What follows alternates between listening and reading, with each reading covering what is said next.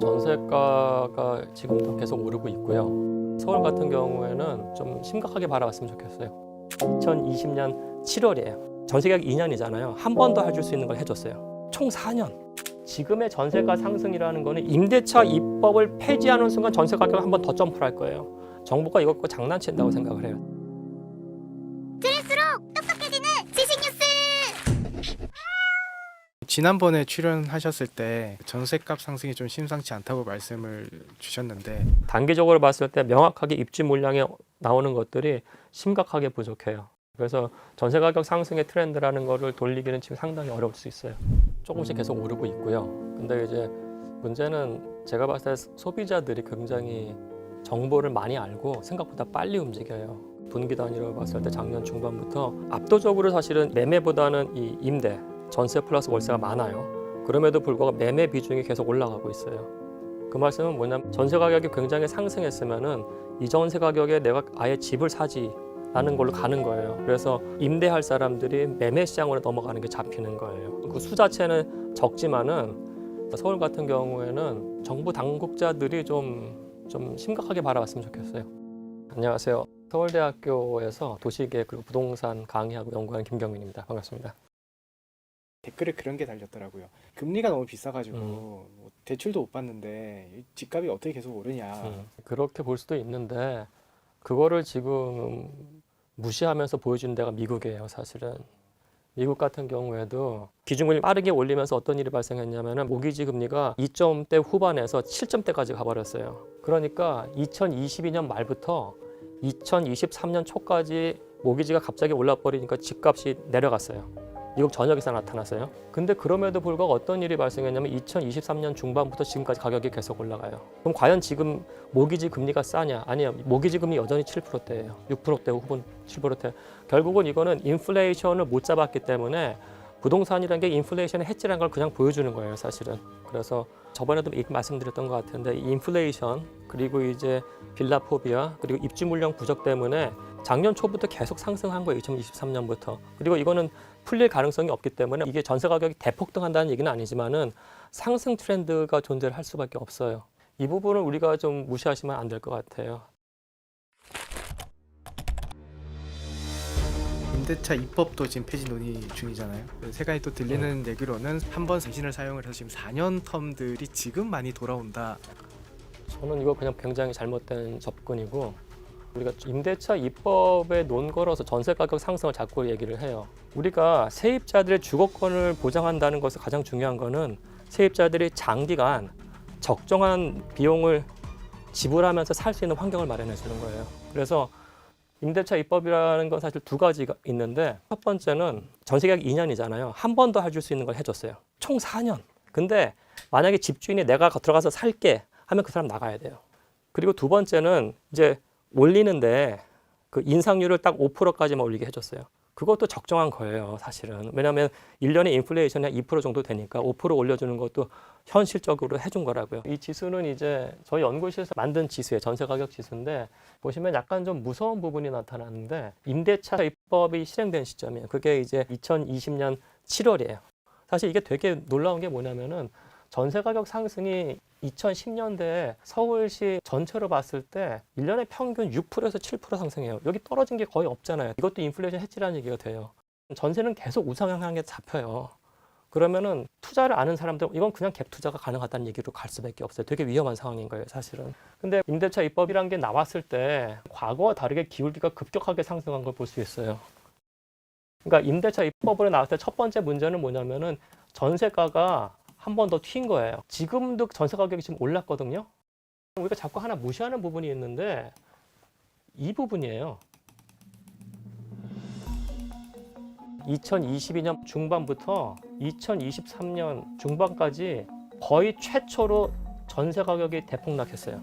연도별로 봤을 때 전세 가격이 이렇게 대폭락한 건 처음이에요. 만약에 우리가 2020년부터 2023년 이 중반을 없애버린다고 치자고요. 이렇게 될 수 있는 거예요. 우상향하는 트렌드가 그냥 잡히는 거예요. 제가 말씀드린 핵심은 뭐냐면은 지금의 전세가 상승이라는 거는 임대차 입법하고 상관이 없다는 거예요.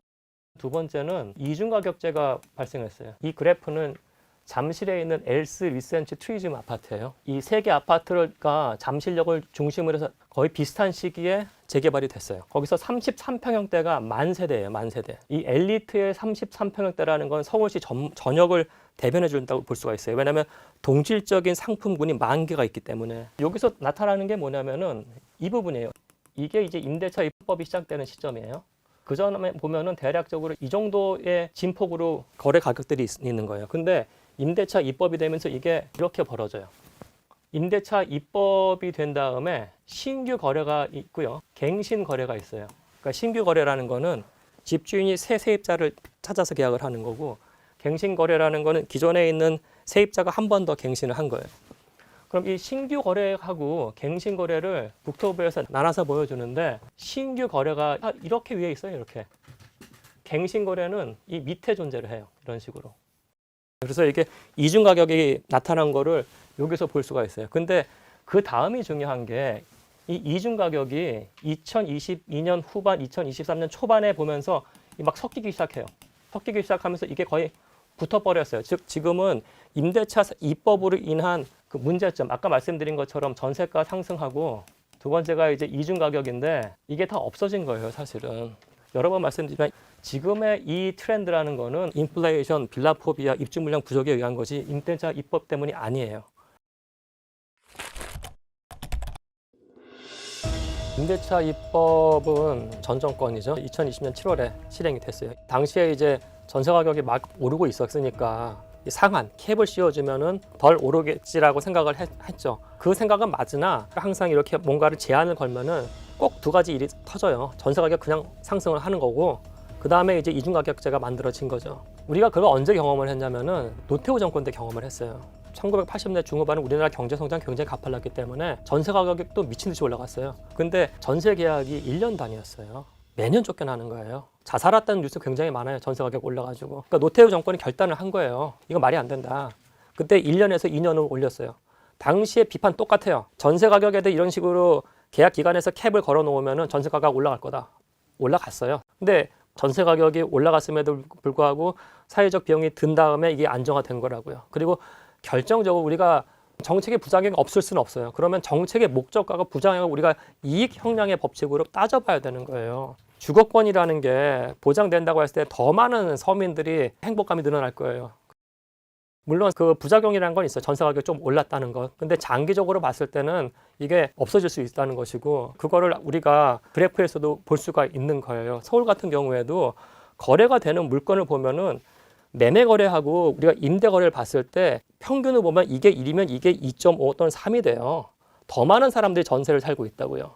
근데 우리는 이 사람들한테 대해서는 비용을 깎아주려는 노력을 하는데, 이 사람들에 대한 주거권은 얘기를 하나도 안 했어요. 혜택도 하나도 얘기를 안 하면서, 서민들은 정책 하나도 안 나오고, 그러면서 뭘 얘기를 하냐면은 임대차 입법을 폐지하겠대요. 이게 말이 되냐고요. 지금같이 전세 가격이 오르고 매매 가격도 지금 오를 수 있는 상황에서 임대차 입법을 폐지한다고 치자고요. 그러면은 갱신 청구권이 없어지는 거예요. 그 다음에 5% 상승률이 없어지는 거예요. 그럼 2년마다 내가 마음대로 가격을 올릴 수가 있는 세상이 오는 거예요. 그때는 전세 가격이 한 번 더 튀어요. 제가 그 집주인이라면 당연히 쫓아내고 신규 계약해서 10% 20% 올려버리는 거예요. 그때는 옛날에는 10억이었다고 했을 때, 그럼 갱신을 내가 요구한다고 하면 10억 5천까지만 올릴 수 있는 거예요. 근데 옆에 누가 와가지고 저 전세가 12억에 계산할게요. 그럼 자본주의인 저는 여기랑 계산을 할 수밖에 없는 거예요.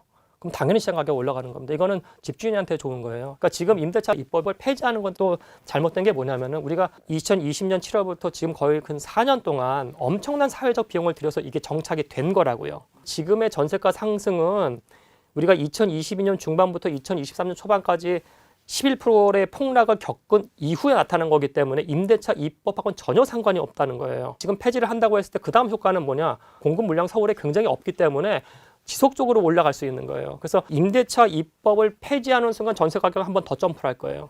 임대차 입법이 있기 때문에 그나마 덜 오를 거라고요. 그러면 이 임대차 입법에 대해 정부가 내놓은 대안 같은 게 있나요?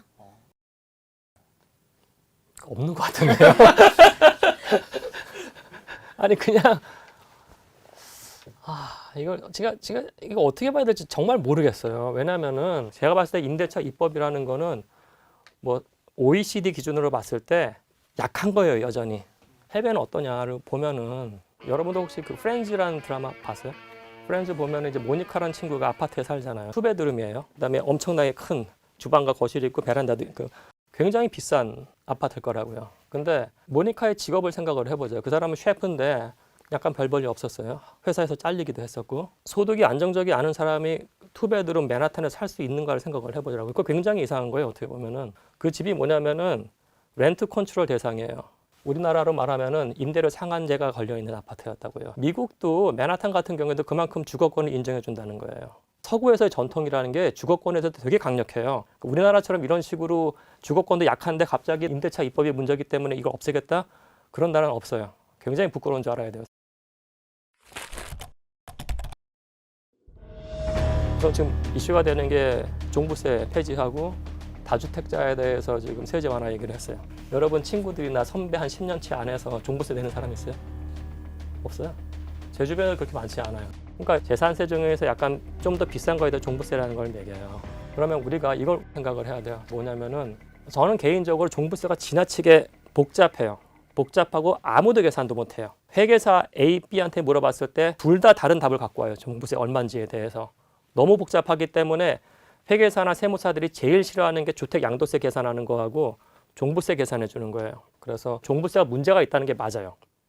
이건 혁신의 대상인 건 맞아요. 다만 그 전에 존재 조건이 있어요. 우리나라의 재산세가 과연 합당한 수준인가요? 종부세라는 걸 없앤다고 했을 때 주택에서의 실효세를 어떻게 올릴 건가에 대한 사회적 논의를 해야 되는 거예요. 10억짜리 주택은 우리나라 대한민국에서 매우 소수가 갖고 있는 것인데 지금 우리가 논의돼야 될 부분들은 주택 재산세에 대해서 종부세를 없앤다고 했을 때 이걸 얼만큼 현실화할까에 대한 논의가 존재를 해야 돼요. 이거는 아무것도 안 하고 양쪽 다 종부세 없애자로 가버리고 있어요. 종부세를 저는 가장 큰 문제가 뭐냐면은 정부가 이것 갖고 장난친다고 생각을 해요. 사실은 그게 뭐냐면은 공시가격 자체를 낮출 수 있는 걸 해줘요. 현실화율이라고 해가지고 예전에는 뭐 이게 한 71%였다가 지금 69%까지 떨어졌어요. 즉 과거에는 10억짜리 주택에 대해서 내가 이건 7억 1천까지라고 공시가격을 때릴 거야가 아니고 정부가 아니야 6억 9천으로 하자. 현실화율을 갖고 공시지가를 조절할 수가 있어요. 지금. 그다음에 두 번째는 뭘 했냐면은 공시지가가 10억이라고 하면은 거기서 이제 공제금액을 빼줘요. 옛날에는 1가구 1주택에 대해서 11억까지 빼줬는데 근데 지금은 12억까지 높여놨어요. 과거에는 자기 공시가격이 10억이었으면 그 사람은 돈을 안 내는 거예요. 11억 5천이었으면 세금을 내야 되는데 12억까지 공제를 해주니까 본인은 이제 빠져버리게 된 거라고요. 그래서 2022년에 1주택자는 60만 5천 6천 명이 세금을 냈거든요. 근데 2023년에 34만 8천 명이 냈어요. 47% 감소했고 다주택자는 48만 명이 내다가 작년에 2,500명 냈어요. 99% 감소된 거예요. 공제액 같은 것들을 6억에서 9억으로 올렸어요. 그 다주택자에 대해서 거의 다 빠져나갔어요. 다. 그러니까 이런 식으로 조절할 수 있는 게 큰 문제예요. 또 다른 논의는 우리는 뭘 해야 되냐면은 아마 뉴스 보시면 아시겠습니다만 지방에 있는 재정 자립도 약한 구가 지금 난리가 났어요. 이게 왜 그러냐면은 재산세는 지방세예요. A란 군이 있으면은 재산세는 다 A란 군이 걷어가지고 자기가 써요. 원래 그게 맞는 거죠. 자기 땅값에 대한 세금 매겨가지고 그 지역에 쓰는 거. 근데 종부세는 지방세가 아니에요. 종부세는 국가가 다 가져가요. 국가가 가져간 다음에 이걸 나눠줘요. 제가 봤을 때는 그럴 수도 있다고 봐요. 수도권에서 걷는 종부세가 전체 종부세에서 한 77%를 차지해요. 근데 그거를 다 서울하고 수도권에다 77%를 다 주는 게 아니고 받은 것들 중에서 70%가 지방으로 가요. 그러니까 이게 교차 보조의 성격이 있는 거예요. 균형 발전 차원에서. 근데 이제 종부세가 작년에 거의 안 고쳤단 말이에요. 중앙정부가 교부세를 주는데 종부세와 관련된 교부세가 아예 없어진 거예요. 100억, 뭐 150억 이렇게. 그러면 지방에 있는 구들은 어떤 일이 발생했냐면은 재정자립도 뭐 8%, 9% 많거든요. 그 시청 직원들 월급도 못 주는 데가 나타나기 시작을 해요. 그러니까 이 종부세 폐지하면 이런 것까지 다 논의를 해야 되는 거예요. 재정자립도 약한 군은 어떤 식으로 우리가 정부에서 보조를 해줄지 이런 논의가 지금 아무것도 없잖아요.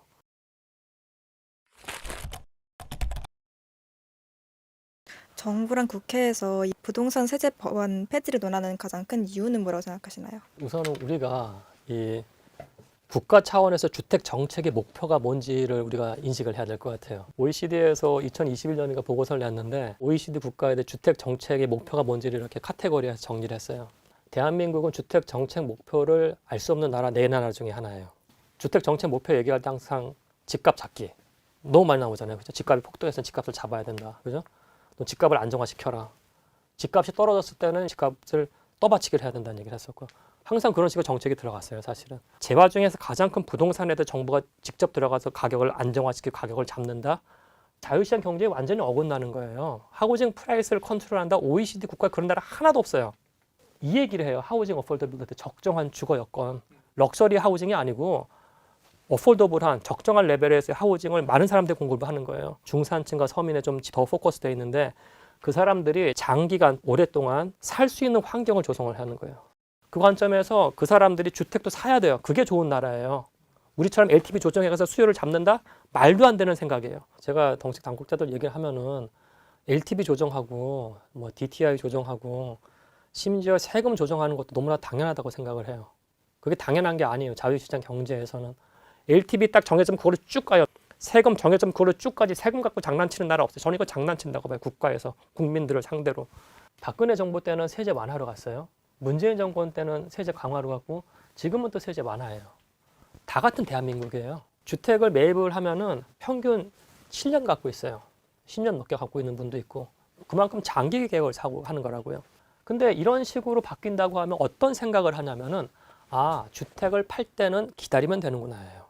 내가 지금 팔아야 됨에도 불구하고 합리적 결정을 안 해요. 주택 관련된 세제는 항상 바뀌기 때문에 나한테 제일 유리할 때까지 기다리면 되는 거예요. 지금 팔아야 됨에도 불구하고 사람들의 합리적인 선택을 방해하는 게 돼버리는 거라고요. 그러니까 진정한 자본주의와 관련된 정책 목표 세우고 그 다음에 그 관점에서 우리가 고민을 해야 되는 겁니다. 많은 뉴스들이 있잖아요. 예를 들어서 전세 사기 이슈도 있었고 여야에서 다 종부세 완화, 폐지 얘기 나오고 그리고 다주택자에 대한 세제 혜택 완화 굉장히 굵직한 뉴스가 나옴에도 불구하고 우리가 이거를 되게 자세히 들여봤을 때는 이게 특정 계층에 대한 혜택으로만 들리고 다른 계층에 대한 혜택은 지금 거의 없는 상태거든요. 그럼 이게 왜 그런 거를 봤을 때 우리가 좀 대한민국 차원에서 주택 정책의 목표가 굉장히 명확해야 될 것이고 또 어떻게 고도화시킬지에 대한 부분들까지 지금 다 같이 논의될 시점이라고 봅니다. 오늘 교양은 여기까지입니다. 네, 감사합니다. 근데 여기서 미국의 실업률이 그럼 어떻게 될까요? 경기 침체는 거의 기정사실화되지 않냐? 사실은 이게 그 엔케리의 도화선을 다시 건드릴 수가 있어요. 들을수록 똑똑해지는 지식 뉴스. 만약에 금리를 인하했는데 달러가 세지잖아요. 그럼 이거는요 리스크 시그널이에요. 그러면 이게 실물 경제에 좋을 리가 없죠. 왜냐하면 지금은 옛날처럼 다극 경제가 아니거든요. 옛날에는 전 세계 경제가 멀티 엔진이라고 해가지고 미국뿐만 아니라 신흥국도 엔진이 돼가지고 같이 날랐어요. 그래서 비행기가 양쪽의 엔진을 갖고 날랐거든요. 이때는요 미국이라는 엔진이 탁 꺼지잖아요. 그럼 어떻게 되죠? 안 떨어져요. 기울어지긴 해도 안 떨어져요. 근데 지금은 전 세계의 원탑이 어디예요? 미국 혼자 뜨겁죠. 예외주의라고 하잖아요. 미국에. 나머지 신흥국은 다 힘들어해요. 싱글 엔진에서 싱글 엔진이 꺼지면 어떻게 되죠? 이건 추락해요. 경기 침체 오면 어떻게 되냐? 그렇게 해서 달러 강세 나오면 그러면 실물 경제 전체가 전 세계 경제가 되게 힘들 수 있어요. 안 됐으면 좋겠어요. 그렇게. 안녕하세요. 신한은행 프리미어 패스파인더의 오건영 단장입니다.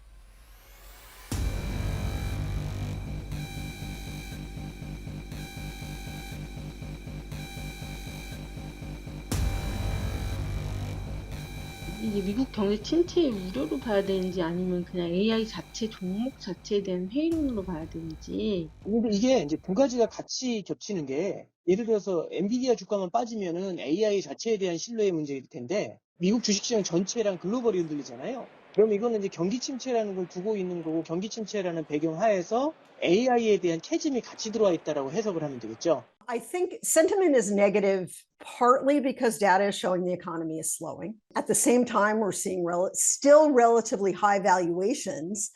근데 이제 여기서 금리 인하할 것이다? 이런 얘기를 했어요. 너무 높은 금리를 오랫동안 유지했잖아요. 어떻게 보면 이제 낮춰줘야 되거든요. 문제가 하나 있죠. 여기서 만약에 어설프게 실수를 하면 괜히 금리를 많이 낮췄다? 이러면 어떤 일이 벌어지게 되냐면 여기서 물가가 다시 고개를 이렇게 살짝 들 수도 있죠. 근데 물가가 다시 올라올 것 같아서 무서워서 금리 인하를 빨리 해야 되는데 잘못해서 천천히 하는 거죠. 그럼 어떤 일이 벌어질까요? 경기 침체가 올 수가 있죠. 그럴 것 같지 않아요? 그래서 양방향의 리스크가 있는 거예요. 그래서 적절하게 금리를 내려야 됩니다.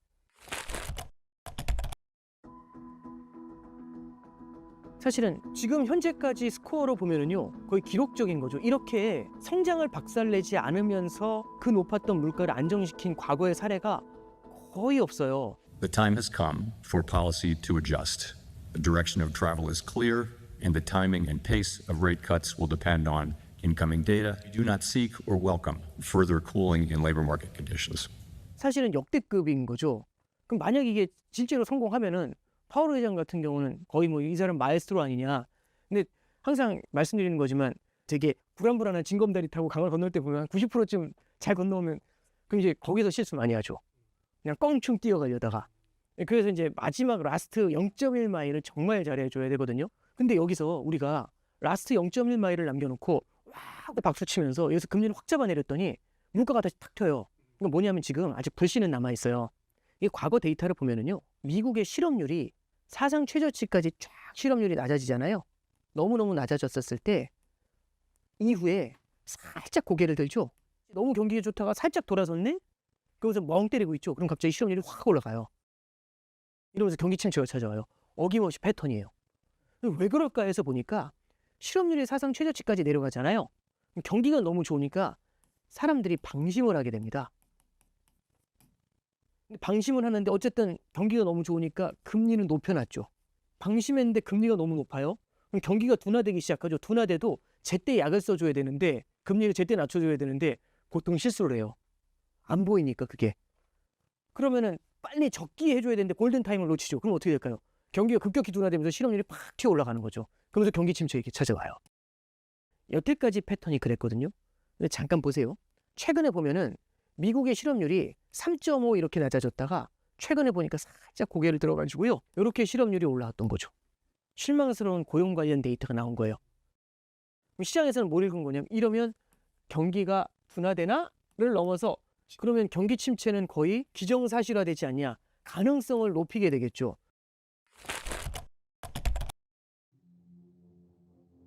경기 침체 시그널이 커지잖아요. 그러면 또 어떤 일이 벌어지냐면 미국에서는 급격한 금리 인하를 갖다가 시장에서 기대를 하게 될 겁니다. 그러면 연준에서 50bp 낮춰줘야지 뭐 100bp 낮춰줘야지 이런 얘기들이 막 회자가 되기 시작을 하겠죠. 그 물어봐도 돼요? 예. 어떻게 생각하시는? 이게 저는 좀 그렇게 생각을 해요. 시장이 갖고 있는 기대를 말씀드리면 올해 연내에 100bp 인하를 보고 있어요. 100bp면 보통 0.25%씩 낮춘다고 생각하면 4번 낮추는 거거든요. 근데 잠깐 생각해보면 올해 3번 남았어요. 3번 중에 한 번은 0.5를 낮춰야 되잖아요. 25씩 3번 낮춰도 75잖아요. 100이 아니라.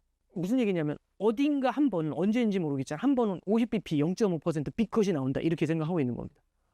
근데 이게 만약 여기서 빅컷이 나오잖아요. 금융시장이 사상 최고치를 돌파하고 있고 주택시장이 이렇게 뜨거운 상태에서 처음으로 빅컷을 단행한 케이스가 됩니다. 이건 금융시장 얼마나 좋아할까요? 와, 너무 좋아할 것 같지 않으세요?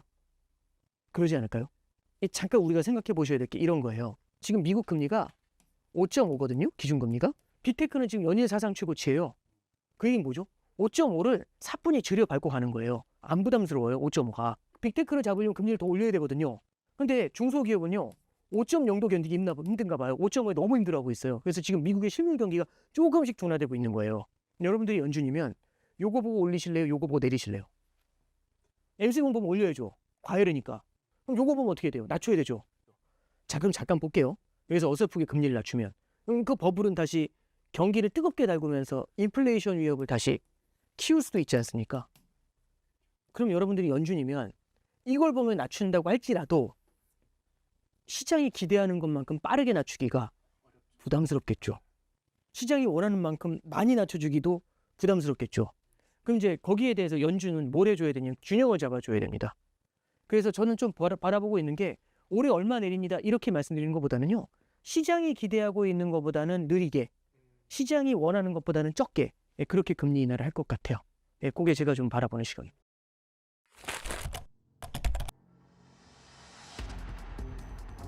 지금 상황을 봤을 때는 일본은 이제 금리 인상을 계속 강행을 할지 안 할지 일단 거기서부터 시작을 해야 될 것 같아요. 금리 인상을 왜 하려고 했을까? 저런 짓을 왜 하려고 했을까? 이렇게 사단이 나게 만들어 놓고 여기서부터 시작을 해야 되거든요. 근데 일본은행이 금리를 인상하려고 한 이유는요. 다른 게 아니고 일본 내 물가가 올랐어요. 이렇게 얘기할 거예요. 일본은 30년 동안 디플레만 겪어봤어요. 일본 같은 경우는 인플레에 대한 부담이 굉장히 커져요. 그럼 인플레를 잡아줘야 되지 않습니까? 그래서 인플레가 왜 왔는데 했더니 하는 얘기가 이거예요. 인플레가 온 가장 큰 이유는요. 엔화가 약하기 때문이래요. 엔화가 약해서 수입 물가가 올라가기 때문에 인플레가 왔답니다. 그러면 엔화는 왜 약한데? 이유가요. 미국 금리는 5.5고요. 일본 금리는 0이라서 그렇대요. 금리 차가 너무 커서. 그럼 왜 그랬는데? 미국은 물가가 올라서 금리를 올렸고 일본은 물가가 오를 때 금리를 안 올렸대요. 그래서 이렇게 차이가 나는 겁니다. 그럼 우리는 왜 안 올렸는데? 금리 올리면 경기가 안 좋아질까 봐, 사단이 날까 봐 여태까지 못 올린 거예요. 근데 문제가 뭔지 아세요? 이게 바둑 둘 때도 보면 장고 끝에 악수 준다고 하잖아요. 제때 올려줬으면 되는데 얘네가 계속 장고를 하면서 이제 계속 안 올리고서 기다린 거예요. 근데 문제는 뭐냐면 등떠밀에서 올려야 될 때, 드디어 코너에서 올려야 될 때 하필이면 이제 내려오는 거죠. 미국 금리가. 둘이 만난 거예요. 하필이면. 그러면은 한쪽만 올리거나 한쪽만 내리는 게 아니라 양쪽에서 내리면서 올리면 어떻게 되죠? 짜부가 더 빨라지죠. 그러면은 엔화의 환율 가치가 바뀌는 그 속도나 강도가 커지겠죠. 그럼 엔화가 확 돌면 어때요? 들어갔던 사람들이 뭐야 한다면 돌아 나오죠. 그래서 8월 5일이 터진 거예요. 그간 저렴한 엔화를 빌려 미국 등 다른 나라 고수익 자산에 투자한 이른바 엔캐리 트레이드 자금이 대거 청산되고 있는 것도 글로벌 증시 변동성을 높였습니다. 근데 그 사단이 나니까 어떻죠? 금리 인상을 멈췄죠. 잠깐만요. 금리를 왜 올리려고 했죠? 물가가 올라서. 근데 아직도 물가가 올라요. 문제 해결이 안 된 거죠. 그렇죠. 문제 해결이 안 된 걸 봉합을 시키면 봉합. 말 그대로 봉합. 일단 잠깐만 이렇게 한 거예요. 그래서 물가가 올라요. 어떻게 됩니까? 놔둬요? 그래서 연준도 어쩔 수 없이 금리를 그렇게 끌어올린 거거든요. 그럼 어떻게 되죠? 올려야 돼요. 다만 언제 올리려고 할까요? 분위기 보겠죠. 되게 천천히 올리려고 할 것 같지 않으세요? 그래서 속도가 느려지겠죠. 금리 올릴 것 같냐? 올릴 것 같습니다. 근데 대신에 조금 민감도가 높아졌기 때문에 예상했던 것보다 조금 천천히 올리려고 할 것 같고요. 그러면 이제 엔캐리 트레이드 청산 쇼크가 이제는 좀 마무리된 걸로 봐도 괜찮을까요? 그러니까 이게 미국의 경기 침체 우려가 커지잖아요. 그럼 엔캐리의 도화선을 다시 건드릴 수가 있어요. 이게 급격하게 악화되는 시그널이 나오죠. 그러면은요. 말씀하셨던 것처럼 엔캐리만 건드리는 게 아니라 다른 쪽에서도 문제가 생길 수가 있어요. 왜냐하면 지금은 엔진이 싱글 엔진입니다. 그래서 연준도 적절하게 이걸 갖다가 식히면서 이 뜨거운 엔진을 적절히 식히면서 가려고 하지 이게 추락하는 걸 원하지는 않을 것 같아요. 근데 원하지 않는다고 해서 그 일이 일어나는 건 아닙니다. 그죠? 그래서 계속해서 이런 부분들이 하나의 리스크로 남아있다. 그렇게 해석하시면 될 것 같아요.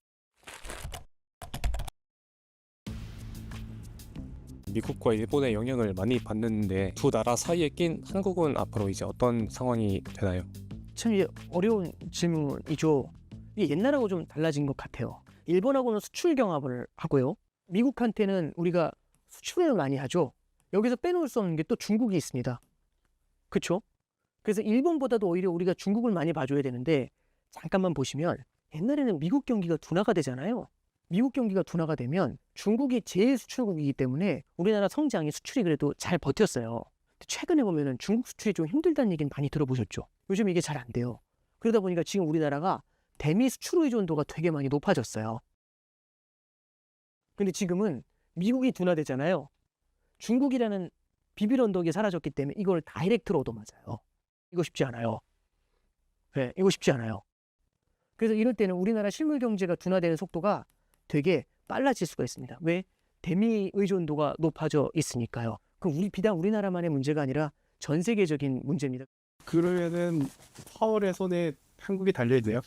그래서 예전에 하는 총재께서도 그런 얘기를 하시잖아요. 한국은행은 정부로부터는 독립돼 있지만 미국 중앙은행으로부터 독립돼 있는 건 아닌 것 같다. 이런 얘기를 하셨잖아요. 저는 되게 의미심장한 표현이라고 봐요. 눈치를 볼 수밖에 없거든요. 한국은행은 지금 정부로부터 독립적이라고 생각합니다. 그러나 미국 페드로부터 독립적이지 않습니다. 금리나 이런 정책을 통해서 물가 안정을 경착륙 없이 달성할 수 있느냐. 이 질문은 외부 충격에 의해서 워낙 결정이 될 거기 때문에 경기라든지 물가가. 그래서 우리나라 경제가 소규모 개방 경제라는 표현을 쓰잖아요. 소규모 개방 경제는 다른 나라의 움직임이 되게 큰 건데 우리가 컨트롤할 수 없는 리스크들이 있어요. 그래서 그 흐름을 갖다가 완화시키는 건 있지만 그 흐름을 우리가 자체로 바꾸거나 이러기에는 좀 벅찬 면은 분명히 있는 것 같습니다.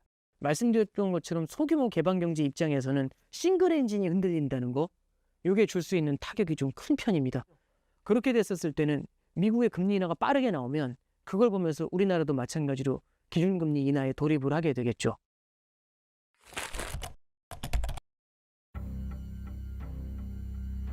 좀 우리가 꼭 챙겨봐야 할 하반기 경제 주요 리스크는 좀 어떤 게 있을까요? 첫 번째는요, 뭐냐면 미국 대선입니다.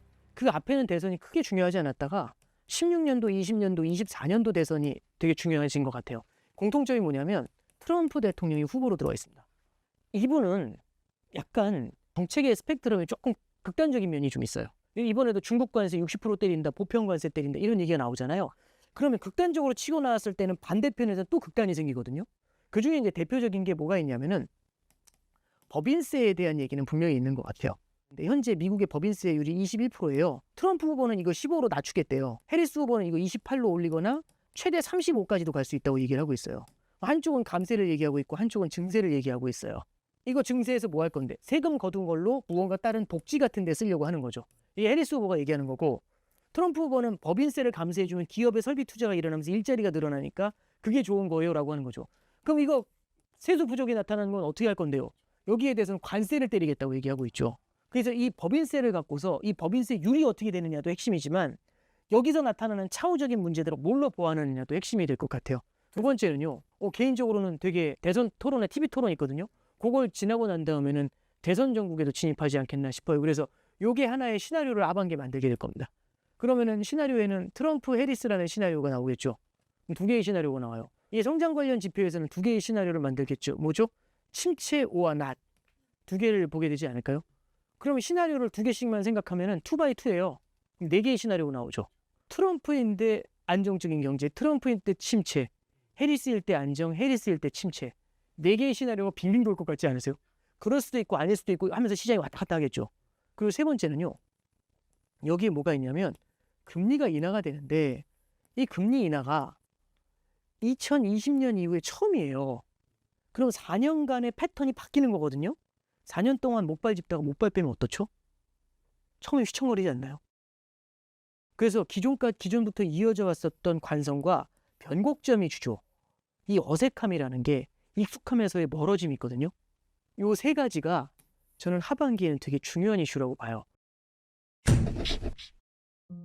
미국 경제가 모르겠습니다. 이제 항상 불확실했고요. 항상 불안했거든요. 올해 하반기를 바라보면은 방금 말씀드렸던 것처럼 굉장히 많은 시나리오가 돌아요.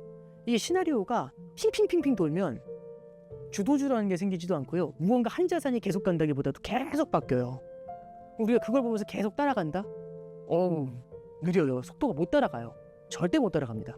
그럼 뭘 해야 되냐면 넓게 깔아놓고 각 시나리오를 길목을 잡고 기다리는 게 되게 중요해요. 다양한 가능성을 열어놓고 유연하게 퍼뜨려 놓은 다음에 그 시나리오가 실현됐었을 때 그 수익을 실현하는 쪽으로 대응을 하시는 게 조금 더 현명하지 않겠나? 네, 그렇게 생각합니다. 교양인을 부탁해 여기서 마치겠습니다. 감사합니다.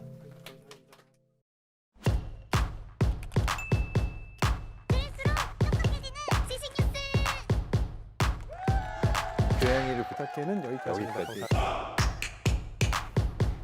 다이어트도 칼로리 신경 쓰지 말고 드세요. 대신에 키토식을 해보세요. 이게 딱 좋아요. 스브스 프리미엄 지금 다운로드하세요.